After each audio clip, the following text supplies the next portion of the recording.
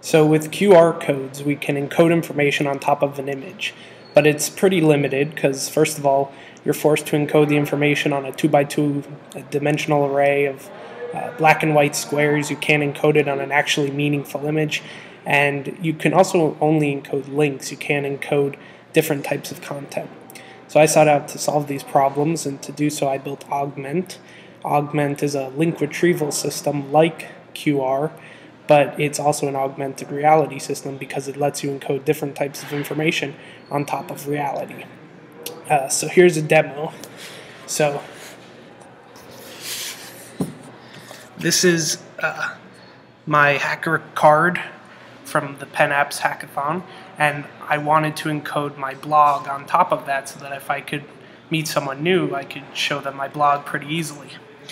So got the card here. I'm going to open up Augment, and I'm going to take a picture.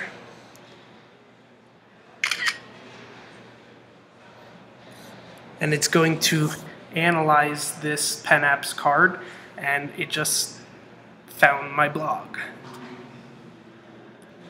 So that's how it works as a link retrieval system like QR, but you could also encode videos on top of reality. So last night we had a speech from the CEO of Venmo, and it was such an amazing speech I didn't want to forget it. So I encoded it on top of the Venmo logo on this bag, and now I'm going to retrieve it.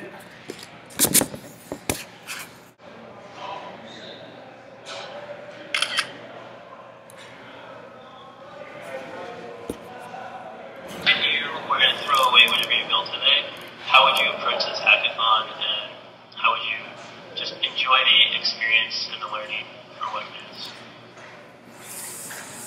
is? That was a video encoded on top of reality.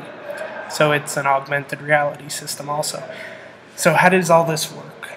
So to create new encodings, you hit the plus button, and then it takes you to this new encoding screen where you could choose to either encode a URL or a video, and then you take a picture of something like the hacker card or this Venmo bag, and that picture will get sent to a server, and a perceptual hash of the image will be created. And the perceptual hash will be different for every image, and it will be similar for similar images. So that's how I was able to do the retrieval. So you generate a perceptual hash of the original image, and then when you want to retrieve it, you generate a perceptual hash of the retrieval image. So I think this technology is pretty awesome, and I think it has a lot of applications. For instance, you could animate advertisements in traditional publishing like a newspaper or a magazine. You could also encode information on top of books. So if you were reading a book, the author can encode a link to more information or a reference, and then you would have automatic information everywhere. So this app basically lets you encode and decode the world.